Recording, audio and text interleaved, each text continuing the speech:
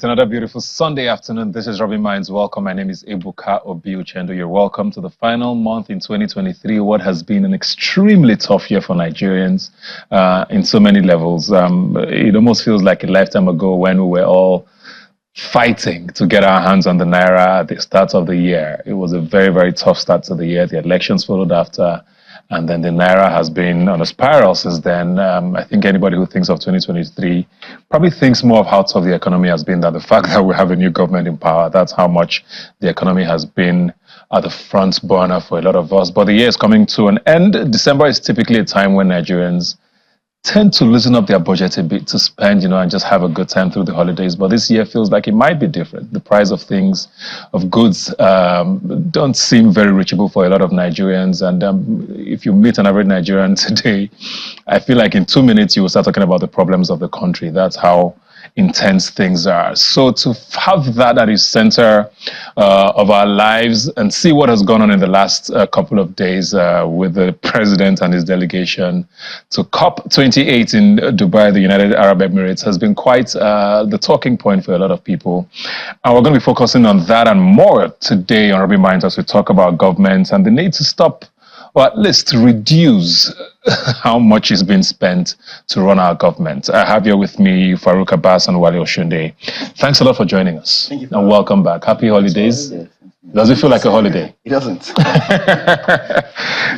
Let me start with you now, Farouk. We did hear from Mr. President, at least when UNGA happened, that was the United Nations General Assembly, where he said specifically that he had given directives to, I think, the Federal Ministry of Foreign Affairs, to the Nigerian High Commission, to make sure that only Nigerians who had any business in New York at the time would be accredited to attend the General Assembly of the United Nations. It seemed like, okay, maybe this might be a different way to run government, because the signs weren't looking very good when we had, I think, almost 50 ministers. We have even lost count of the number of special assistants and special advisors. The largest cabinet we've had since the return of democracy in 1999. We saw this list now yesterday, over 1,400 Nigerians attending the climate conference in the UAE. I mean, climate change is key to our future, so maybe we're taking it very seriously. Is that what you got from seeing that list? Thank you very much for the question. Well, that's not what I got from the question. That's not what I got from seeing that list, because yes, I understand that climate change is a very important topic. But if you look at in terms of those who are contributing most to the damage of the climate, Africa is less than 4%. So it's the advanced world that has damaged the climate the most. So if anybody should take it more seriously, it should be those countries who have damaged the climate that will take it more seriously to reduce, because the impact of our gas flaring or our activities in Africa is very minimal compared to the industrialized nation. So I don't, for any reason, believe that it is because of our seriousness to taking that issue. Almost everybody powers the generator. People drive when they're not supposed to drive. People use paper. Like, we don't live sustainably in Nigeria. Sustainability is just gathering momentum in Nigeria. So I don't believe that those who join the list, what because of the seriousness of the team of the conference, a lot of people on that list, you'll be surprised that some of them don't even know the reason why they went for the conference. But it also shows the general state of affairs in the country. The economy is so bad.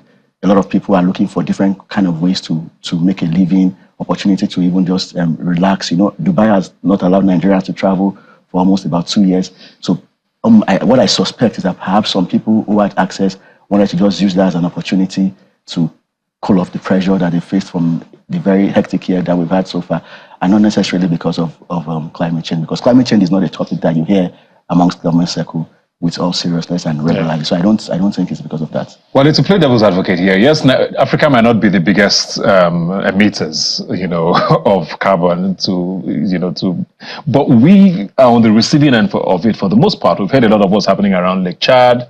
Desertification is encroaching. We are feeling the effects of climate change, so we can't not be there, right? And from the list we saw, a considerable number of people there walked around, the National NEMA, the Emergency Management Agency, Ministry of Environment. A lot of the officials came from around there. We had a few state governors who also came with their own delegations and all of that. I mean, the bulk of the people there seemed, maybe not the bulk, but a number of people there seemed like they should have been there. do you agree with him that, a lot of other people came there on a holiday? Or, I mean, we've also heard about celebrities who were there, right? Around the world, some of the biggest spokespersons for climate change are celebrities. Isn't there something to be spoken about that? You see, I mean, I completely agree with Farouk. I mean, I think that is standard. But I must say that we're a bunch of jokers, in this country. And we really need to sit tight and do something very meaningful and something very drastic as well to salvage, one, our name, and two, what we're known for.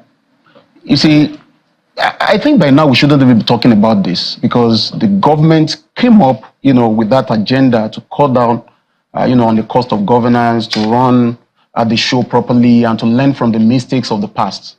But we're not saying that right now. And, I remember vividly that the president, when he was campaigning, and then somebody asked him a question around climate change and, what have you. And he made the point very clear that day. And I think I agreed with him when he made that point, that, look, he's going to ask the developed world to actually pay, for the cost of climate change and what have you in Nigeria and, by extension, maybe in Africa or something. And you see, many of us agreed with him then because, look, we're like, like Farouk said, we're not the greatest emitters of, all these pollutants and what have you, right?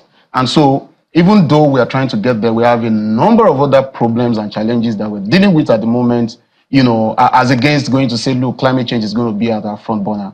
I agree with you that climate change is also important. It's, an important conversation to have. But look, we have a number of other challenges that we think we need to deal with right now. Poverty is fast gaining momentum.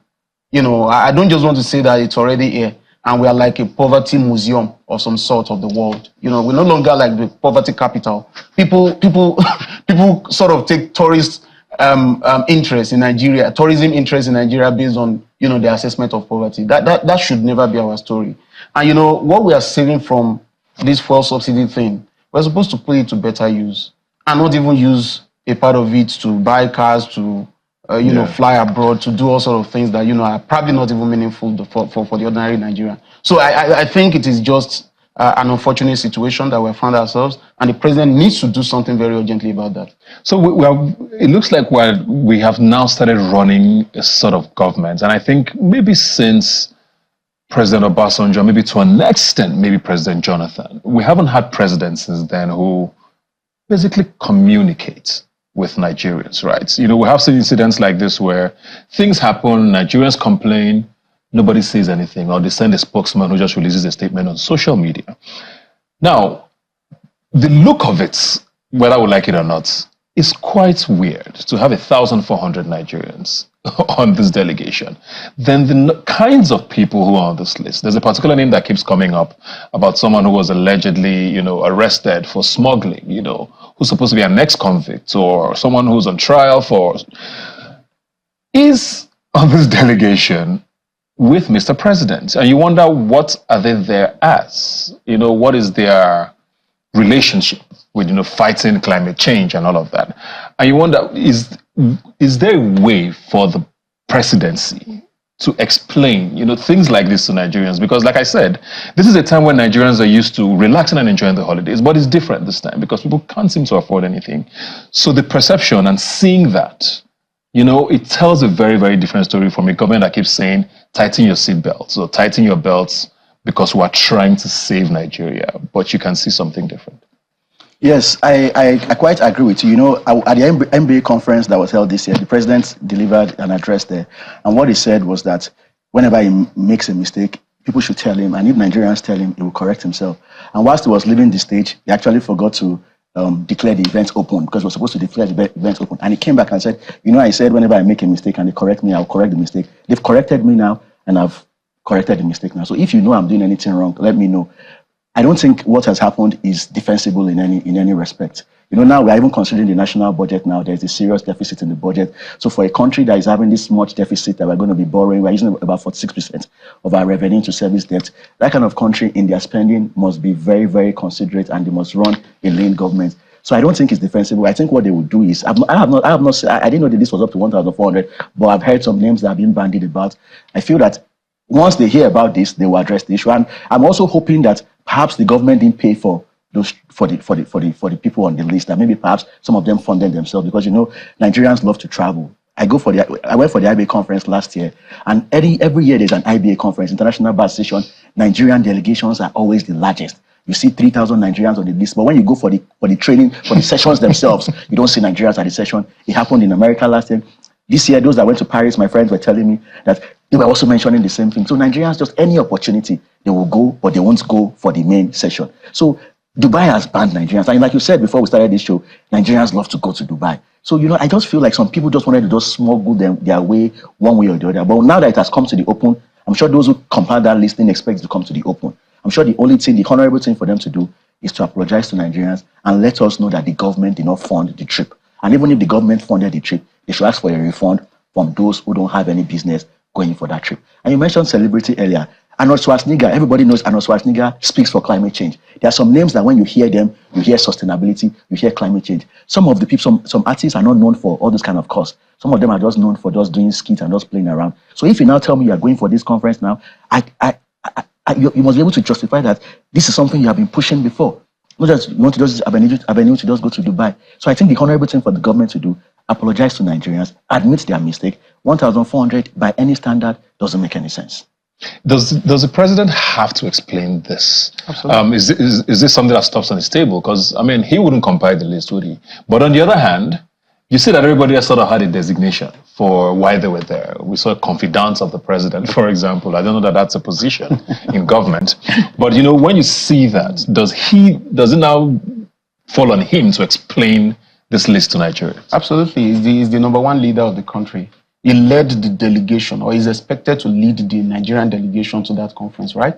And so every single activity, that takes place in Dubai, the president, of course, must be able to account for that activity, right? So, and now that he's hearing all of this, and I'm sure the president is hearing us, I have no doubt about that. His handlers will probably get this across to him. And of course, not only us, I must have had, the yearnings of Nigerians, particularly with respect to this, and of course, cutting down on the cost of governance in general. So I think that the president should start asking the right questions right now. If he needs to set up a small committee within his cabinet, he should do so.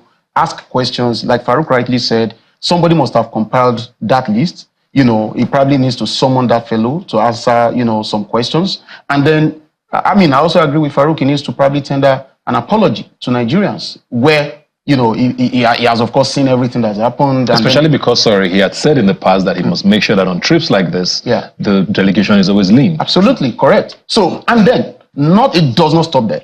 What lessons would he be learning from this experience so that we ensure that it does not happen again? Because one thing that we don't know how to do in this country, is to take lessons. And then we must take lessons learned at all times and ensure that it does not happen again. Because look, what we are interested in here, is the massive reduction in the cost of governance in this country. And it starts with all of these incessant and needless trips, right? So, because, you cannot be telling us as Nigerians that we should tighten our belts, like you rightly said, it's going to be a tough year, and we are all trying and struggling to, live by those standards, and you are declaring a party.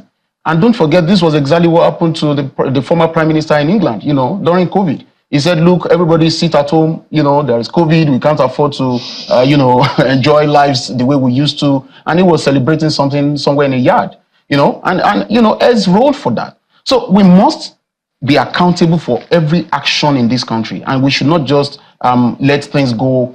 We should take lessons learned and we should ensure. But do you think this is a government that is believable? Let me start with you with regards to running things a certain way. They said it's going to go with a lean delegation. They're trying to reduce the size of government. But everything has been pointing to the opposite. We have the most ministers ever in the Fourth Republic, and it keeps getting bigger. More special.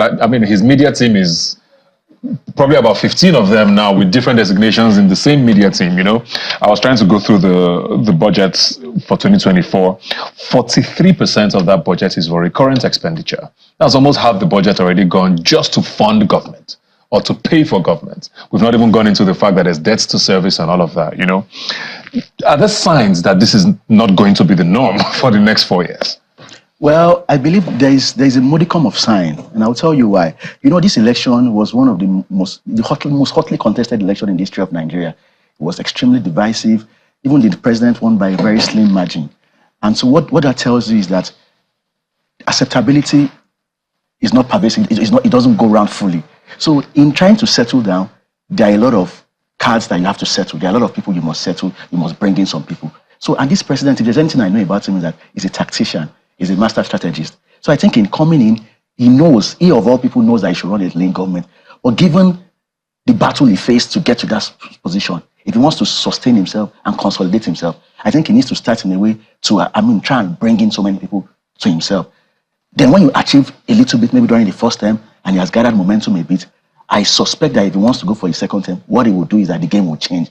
But in Yoruba, Nigerians, we have 4 years. No, so in these 4 years, so what I feel is that because I actually believe in this president, I feel like in these 4 years, I feel he will make some achievements. Now people are talking about the Minister of Interior, how he's performing, how he's changing a lot of things and all that. They're talking about the tech minister. We just need to have like 7 or 8 ministers that are doing something impactful. So I believe that with time, things will even out. Politicians, a lot of people, and there's poverty in the land. Don't forget that. We should not forget that. I don't think Nigerians can forget. Yes, so the poverty also affects politicians too.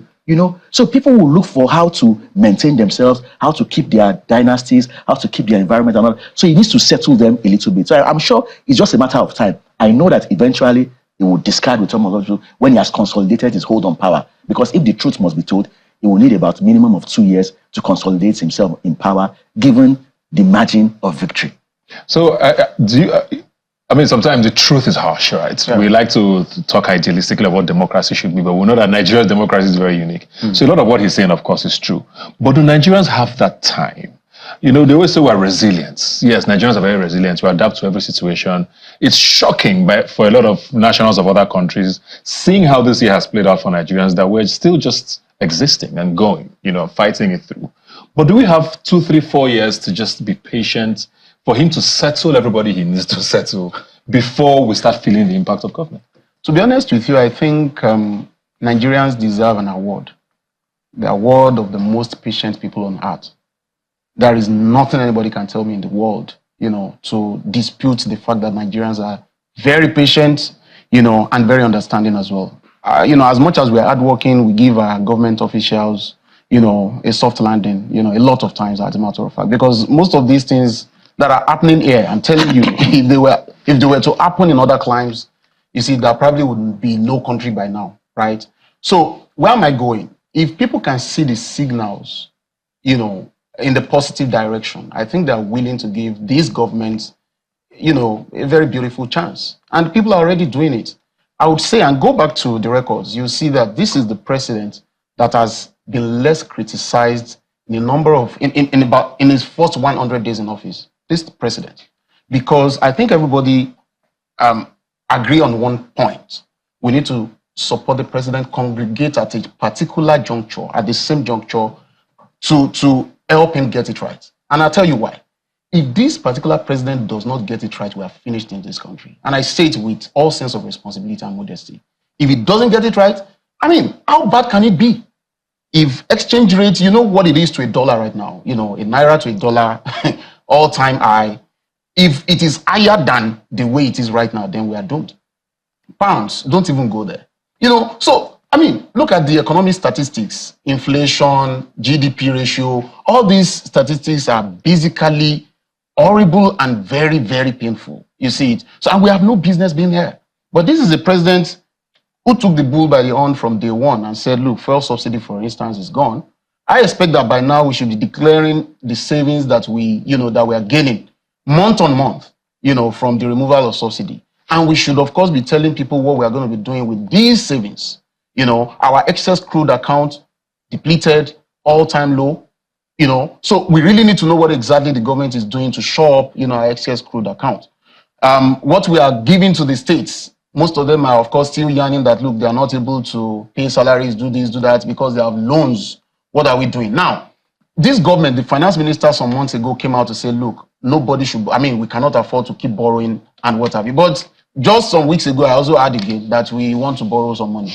So I want to ask the question, for instance, what are we doing with the monies with the savings, on subsidy removal? And why do we want to go and borrow again? So these are some of those things that Nigerians really want to know. But with respect to your question, if I'm to answer it, I think Nigerians are very patient people and they are willing to give this government a chance. The president needs to prove it, that he is sincere about his promises to Nigerians and that he is the man that is destined or desired to take us to the promised land. Well, not by the kind of delegations we're seeing going for COP28. I don't think that's inspiring a lot of confidence in Nigerians, and rightly so. But we're going to have to go on a break now. Thank you very much, Wale and Farouk. We'll take a break now, and we'll be right back. Please stay with us. Let's go. So let's dance now. It is my turn. Just want you. I am ready for your action. Welcome back. Before the break, we're talking about, trying to understand government spending here in Nigeria, especially at the backdrop of COP28, which has generated a lot of conversations amongst Nigerians with the size of the delegation. But let's shift now a bit towards the 2024 budget. I saw a headline on Channel TV earlier today where they were saying that, the 2024 budget will finally transform Nigeria. Took me a little back to the former Cross River State governor and all his teams. But I mean, a lot of confident talk from the government. When you look at that budget, I think it's about 27.5 trillion naira, the highest budget ever. Defense still at the top, 3.25 trillion for defense, then followed by education with 2.18, and then health with 1.33. I mean, everybody has always said that education is still the missing link in everything we're talking about. We have almost lost a generation, if you ask a lot of people, with how we've neglected education in the last 30, 40 years. Basic education is almost non-existent in many parts of the country. You walk around the streets, you see young people just standing, doing nothing. Looking at this budget, I don't know if you've seen it in detail, are you hopeful for 2024 and going forward? Well, I haven't seen the budget in detail because I understand that it passed the first and second reading yesterday at the National Assembly. But I read the papers today and I saw the figures you reeled out. And my own philosophy in life is, regardless of the situation, I like to look at the positive side of things. So, and I understand, at least from my little experience in governance and my affinity to one or two people in government, I understand clearly that if we're going to have a difference in the trajectory of our budget planning system, we must have a structural change. Because no matter who you bring, even if you bring, pardon my choice of word, maybe the GO of the largest church in Nigeria, or the chief imam of Abuja Central Mosque as the president of Nigeria, the budget with the same structure, the budget will not be far away from what it is. Because you need to make some structural changes. Look at the number of ministries. We have almost 50 ministers and all that. Look at the recurrent expenditure, buying cars, buying this. So if you don't have someone that is almost, like from his lifestyle, you can tell that he's a Puritan, he lives a stoic lifestyle, he wants to have a lean budget from his own, the way he was doing things, he doesn't go after large budget, large entourage and all that, before you can reduce. So when I saw education, I just decided to hold on to that. Okay, this education, at least they are funding it, is a second in the budget, so this is good news. I also saw that, okay, the debt servicing is about 40-something% of the revenue.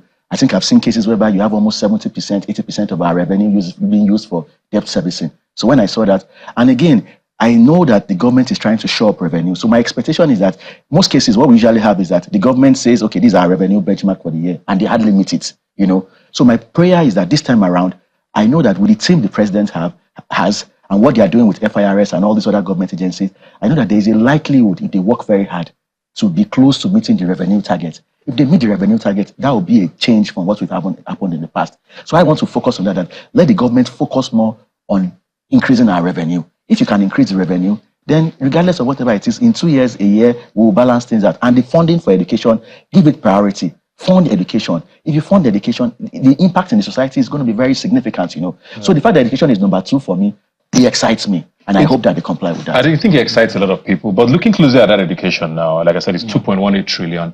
Massive budgets. Of course, a lot of it is heavily on recurrent expenditure. Yeah. But you see that TED Fund, which is for tertiary education, is about 700 billion. UBEC, which everybody says is the missing link still, is about 251. That's less than half what tertiary institutions got allocated. 251 billion for universal basic education in Nigeria, with the most out-of-school children, It's good enough? So Ebuka, honestly speaking, and if you ask any government official, particularly the Minister of Education, this question, I can, of course, predict his answer. He will tell you that, look, that is exactly the reason, they have allocated that kind of money, to UBEC, for instance. Because, look, they need to take a lot of children out of the streets, and then let them have access to quality education, as a matter of fact. Speaking to, what TED Fund, is going to be receiving, tertiary education in Nigeria, I would be very happy if that would take ASU away from the streets and then, of course, permanently put them in the classrooms, because our teachers, our lecturers, they must be properly catered for, and training, research must be properly funded in our universities and our tertiary institutions, right? I think we should never have those days where our lecturers will take to the streets, with placards and posters to say, they are protesting and what have you, and our students, our junior brothers and sisters would have to be at home. They are not in classrooms and all that. So I do not think those days should still be witnessed in this country. But I think we have hope, and then we should give the government the opportunity, to, of course, write their names in gold at this point in time. Yeah, so thank you very much, Wale Oshunde. Thank you very much, Farouk Abbas. I think we're all looking forward with our fingers tightly crossed, 2024, hoping for the best for all of us, like you said. Thanks for being here today. We're going to take a quick break. When we come back, we'll switch the conversation away a little from government. Stay with us. Don't just stand there teasing me. Now it's time to all right, what we know as filmmaking or content creation continues to evolve by the day. If you look at how movies were made in the 60s and 70s, they took boxes and gadgets of things just to achieve a shot or two. Then it evolved to digital filmmaking and all of that. But today, you have people who are making films, basically, off of their phones. And I have one of them here with me today, Nadi Dubem. He calls himself an iPhoneographer. How you doing? Hi, Ebuka. What does that mean? Well, it's pretty much making magic with your phone, iPhones basically. But not just iPhone in particular, but any smartphone. Yeah. Yeah, so making use of that to create amazing videos. Why did that become your thing? Was it a case of, were the phones that good? Or were you just working with what you had and realized you could do more with it? Quite frankly, I would say it's two things. Yeah, I've pretty much had interest in the filming area, and then also it's based off of my situation at that point or in life where I realized, I need to do something for myself and change my current situation then, basically. And yeah, so I just decided to kickstart that. That's one thing I hear a lot with content creators who say, I loved something, I decided to use what I had to, make something out of it. You find that a lot of people who are in front of the screen, who are content creators, they do a lot of things on TikTok. But a lot of the behind the scenes guys, you guys still end up going for the gadgets. Yes. But why are you still sticking with the phone, for example? Like over time, and I'm sure you've gotten to a point where you could, become. Yeah. Actually, I use cameras most times, But for me, the phone thing, also another part that is kind of important for me is to inspire. So the reason why I'm actually doing this, because for instance, on my Insta, the caption, the bio is here to inspire, and the major reason is pretty much to let people know that there's a lot they can do with their phone than to just surf the internet. They can actually earn, they can sort a lot of bills by just making videos with their phones for brands, for people, for anybody. They can cover events with their phone. So the idea pretty much is to let people know that also that these phones you have in your hand, it's a very powerful tool, and there's a lot you can actually do with it. I've seen a lot of these phone companies, the big names, of course, who have sort of commissioned projects shot entirely on their phones. Whether it's adverts or commercials or content. Short films. A lot of short films as well. People not even commissioned are shooting short films. Do you think, though, that we are at a point where feature films can be done, on phones, and it's of a quality that, you could see it in your home on a streaming platform, because maybe those streaming platforms have the highest sort of quality. We will enjoy it on the same level. And I ask this because you have a lot of people who have dreams like you, who are saying, I want to be a filmmaker, but I can't afford all of these lenses and cameras and all of that. Are you saying that you can actually, follow your passion? Yes. As a producer what I'm going to say is start. I'm going to just say start, because I have 3 short films coming out next year, basically. And I just feel like whatever you have, irrespective of the particular device, you should start. As far as you know that you're certain that it's one of the best gadgets and the advanced ones, just start. Basically, you can do a whole lot with them. You can shoot amazing short films. If you have a very good storyline or script, you can make magic with it. Just have lighting and then what else? And then your device, basically. Just start. Because if you keep waiting for a time when you're going to have this gadget, this camera, this crew, it might take a while, unless you have the resources for that. But until then, it's best to just start with what you have. I mean, what do you say to critics who are sort of purists, right? Who say a lot of you content creators have watered down the art of Apparently- filmmaking. You watch a film, the motion, the movement, the lighting, but content creators just come and in 2 minutes, you probably earn sometimes even more than the actors. Actually, because After what they say has watered down the art itself. yeah, funny how another thing is even the quick delivery of anything we shoot. Or me personally, if I shoot something today, or if I shoot a video for you today, you can get a video today, the same day, or let's say in less than 24 hours max. And so most clients, most especially influencers or celebrities, that's pretty much what they like. They want their videos ASAP. They don't want to wait for, it's exporting, is this, is that one. You do everything with your phone. For instance, if, let me say somewhere in Oshodi, I shoot something in Oshodi, before I get to Lucky Phase 1, the video is ready. Because I'm shooting on my phone. Before I get there, I'm editing, doing everything to get an amazing cut. Before you know it, by 6 p.m. or 5 p.m., your video is ready and you can post. So it's one of those things that people are bringing to, okay, why would I want to spend so much money? I'm not trying to spoil business or give anybody a run for their money. But do you think they're right, though, that you guys have watered down?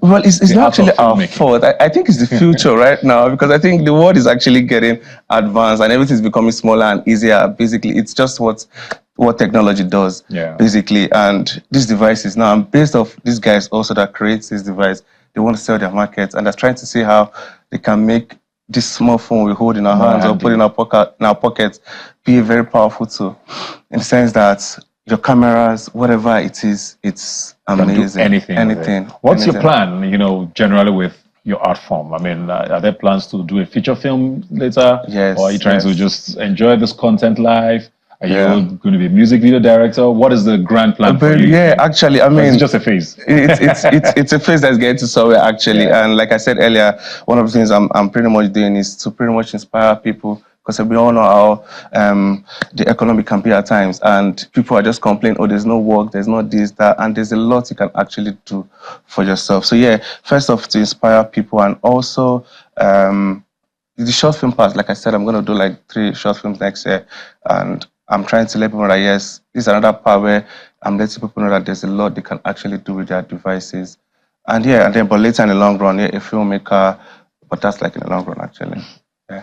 All right. Well, wishing you all the best. Any advice for people who are trying to get into short film pornography? Well, the least I'm just going to say is, because people have like the fear of, I don't have this, I need to find this, I need to collect this loan to get this, but I think the best thing you can do for yourself is to just start. If you have like the idea. Yeah, maybe what I ask is, what is the one trick? Because a lot of us have phones. Yeah. But if I shoot with a phone and you shoot with a phone, the difference is clear, right? Yeah, true, actually. But it's not the same phone that we use. Yeah. So I'm not saying give away all your secrets. Yeah. But what is the one trick or one thing I should keep in mind if I'm going to shoot something on the phone? The depends on the devices, though. Yeah. If it's always put on like 4K and have like good lighting. Okay. Basically. So I think lighting pretty much like determines a lot when it comes to filming with your devices. So yeah, so whether you're going to shoot at night or daytime, let the lighting be amazing. So if there's no natural lights, let the artificial lights or whatever be very superb, and then you're good to go. Everybody has a ring light now. Yeah, exactly. So yeah, we will see them in gyms coming to work out with more ring lights than weights. Thank you very much for being here today, and wishing you all the best. Thank you. And what's your handle so we can check you out? The Dubem and the iPhone Grapher.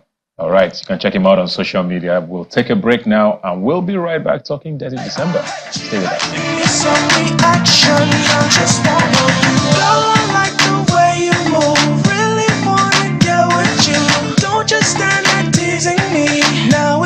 All right, welcome back. It's finally December, and if you're a Lagosian or a Nigerian, if those Ghanaian people, they are trying to steal our shine. You know that Detty December is finally here. The posters are everywhere. The mood might not necessarily be financially sweet yet for a lot of us, but whether we like it or not, it's inevitable. I think the traffic yesterday was already a sign that things are about to get crazy. I'm joined here now by Topman Jefferson. Thanks for being here today. Thank you so much. Looking very festive. I'm liking the Christmas red. How's it going? Amazing. Has the Detty December officially started? Not yet, but this weekend, from the 9th. Okay. Yes. What's happening on the 9th? Well, I'm an event host. I host weddings, so I'm starting with a wedding reception. Yeah. Yeah. How do you find, this culture that has become a thing here? Like I said, Ghana sort of tried to take some of it. They've run with it a bit, but Lagos still has the bulk of the energy for December. You know, it starts from the first week in December all the way to the first week in January, where it feels like every day is a Friday. You know, the traffic is crazy. What's going to be different this year, you think, especially with how the economy has shaped up so far in 2023? Well, I feel like Lagosians, I mean, we're sharp people here. We have street cred here. So I feel like we know how to navigate our way to these things, you know. So balling on the budget, because like the economy is crazy right now. We have a couple of budget dirty December things that we can do. We have the Spinall. Spinall has a gig and it's for free. It's for free. So there are a lot of free stuff that we can do here and still have a good time, you know. Yeah. So, I mean, last year, I think Ashake was the event that everybody wanted to be at. Yes. He has another concert this year. I'm seeing the ticket prices. People are already like, where are we going to get this money from? Do you think he's still the one to look out for this Absolutely. December? Because Burna Boy, I don't think has a concert. I know Davido has as Whiskey well. doesn't either. Yeah, I think Davido maybe is the only other person. Rema has cancelled everything for December. He says he's not feeling well. Oh, yeah. You know, and you know, when you see these ticket prices, I saw one of those flyers that said VIP standing, 75,000 naira. And I'm like, how do you stand in a VIP way? I'm not sure what that is, but it just gives you a sense of how expensive things are. These were tickets that would probably go for 5,000 naira before. Yeah. VIP though? VIP? No. VIP standing. I've never seen VIP standing before. Well, I don't know what that means, but it's a thing apparently. Yeah. But then, I mean, these guys have paid their dues. They've gone international, and of course, their value has gone way up. So whatever they come and ask us to pay, we will pay because. Do you think people can afford it though this year? Well, I mean, you mentioned Spino. There are free concerts, right? If you can go to some of these free things here and there, you show up at a nice wedding, and maybe one artist happens to perform at the wedding. Yeah. You've had a good December, haven't you? Can you still afford to, you know, sort of fork out? I believe so, because what about you? I mean, you're Ebuka, you're an A-lister in the game, and people still afford you. I don't have a concert. Well. So the difference is, corporates might invite me to host events, right? But I'm talking about the fans now who want to see these people. I'm just wondering, do you feel like it might be a different December, just to get a sense that people are going to? Lagosians will like to do these things anyway. I mean, we still use the highest phones regardless. We still want to drive the best cars regardless. So and you want to be seen at certain concerts. Of course, we want to have a good time. So yeah, I believe that Lagosians will pull up, man. So I mean, a lot of people were scarred last year from Burna's concerts. You know, the time it took for him to come out. People took offense to some of the things he said when he eventually came out. Yes. So he's not performing this year, but do you think people have learned a lesson, especially the artists now, the performers? Because there was a lot of backlash, yes. But I mean, Burna, you know, had his reasons why he did it. But do you feel like artists are going to act differently this time? I mean, there's Kiss Daniel. There's all of these people who have other performances this year. Man, I don't know. Are you worried? Honestly, I don't know. But I kind of feel like the year that Burna has had, he has been able to make up for. He has been able to make up for that backlash. Yeah. Burna has his way around these things, you know. So I feel like people are waking up. The artists are waking up. I believe that they will do better. So yes, let's expect better from them. Obviously. What are you most excited about this December? So I'm going to be working all through. I'm going to be working all through. So I'm excited about, you know, just having the opportunity to go out to make money from what I like to do, you know. So yeah, and of course being with my family, you know. Yeah, that's what I'm most excited about. How do you think we need to scale, you know, this Dirty December thing? Because yes, it feels like it's very heavy on Lagos, right? You hear a few things happen in Abuja because a few of these artists also have concerts in Abuja. Like Davido? Shake has, Davido has as well, a few others. You know, you hear about the Calabar Carnival, which is, on some years, you're wondering if it's still as strong as it is. The East that used to bubble has had a sort of security challenges, so it's not as heavy as it was. So it feels like it's Lagos. It's Lagos. Is it something that can scale or should even scale, you think? Like what do you think about, you know, the culture? Because like I said, we started this. Accra took it. Yeah. The government there got involved. Yeah. And made it very official. Made it a tourist thing where you even had internationals now visiting Accra in December. You know, because we wanted to cross over there in the motherland, like they say. So how do we sort of without government involvement here, we've seen what it has become. Do you think it's something that can become even more? Yes, please. Yeah. Yes, please. These people are bringing so much recognition to this part, you know. So, and of course, I believe that the government is already getting involved. I mean, like the governor has been into some of these gigs, like the Hip Hop Award Awards. He was right there, you know, and then he's shining the light. So yeah, it should scale. It totally should, because these people are doing so much for the culture, bringing. In fact, they are changing the narrative. Back in the day, or maybe it's still happening. You go outside, you're in Nigeria, and everybody is just blacklisting you. But these people are changing it. Entertainment is changing it. So yes, it should scale by all means. Yeah. Absolutely. Lagos, people like to divide Lagos between the mainland and the island, right? So, and it looks like a lot of the cool, dirty December things happen on the island. Absolutely. I mean, there's concerts on the mainland. Yeah. But it's always like, una go still come here. Yeah. You know. Yeah. How do we on the mainland now enjoy Dirty December? Do we always have to go to the island? Do you think there's something to be said for the fact that certain artists, I mean, you hear one or two people sometimes who maybe have their roots on the mainland who come back to their abode to have concerts a lot, but there's like very few and far between. Very few. Man, I don't know. That's tough. That's tough, because like I know how people just segregate a lot of times. In fact, they say don't come to the mainland, don't come to the island. But yeah, thankfully we have a couple of gigs on the mainland. Yeah. Thankfully. Okay. We actually have a couple of gigs. It might not be as publicized as the ones on the island, but then we shouldn't even segregate. Yeah. I think everybody should just come as one and just have a good time, you know. Is there something for an introvert this December? Like if you're an introverted person, how do you enjoy Dirty December? If you're the kind of guy who just wants... Go for karaoke. Do karaoke. Or you can keep it clean. Yeah. We can keep it clean. You can go to the experience. You can go to Rockfest. I've been hearing about Rockfest. Rockfest is happening on the 17th of December. You can. What is Rockfest? It's a gospel festival. You know, just so keep not as the spiritual. Yeah. So let's not just give only room for just the people that want to keep it dirty. Let's allow some people who want to keep it clean. Some people want to keep it clean, yeah. And that doesn't even require a lot of budget, you know. So speaking of budget now, because I know we've talked a lot about how expensive these concerts are. Oh yeah. How do you enjoy Dirty December if you want to enjoy it on a budget? What are some of the things to look out for? I know you talked about Spinall's concert, which is free. Oh yes, that's free. What sorts of things can you go to or do?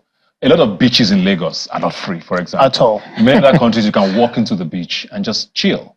But in Lagos, to enjoy any beach experience, if you're not getting on a boat, or know your friend who has a boat, or at least paying to go to a beach, you have to pay, right? But are there ways to, even if you're paying to go to the beach, at least enjoy things on a budget, if possible, in Lagos in December? So when we're talking about budget, we're talking from 5K to like 15K? I mean, whatever, so like just spending this ridiculous amounts that we're seeing flying everywhere. Tables are 10 million naira to go to a concert. Come on. Okay, so for you watching that wants a ball on a budget, we can start with the experience. It's free. It's free. It's free. You can start with the gospel. I mean, you have your carol services. Yeah. That's free. Okay. Can crash a few weddings. You can crash a few weddings, and then we also have end of year gigs. Yeah. So you can ask your friends to send you. Yeah.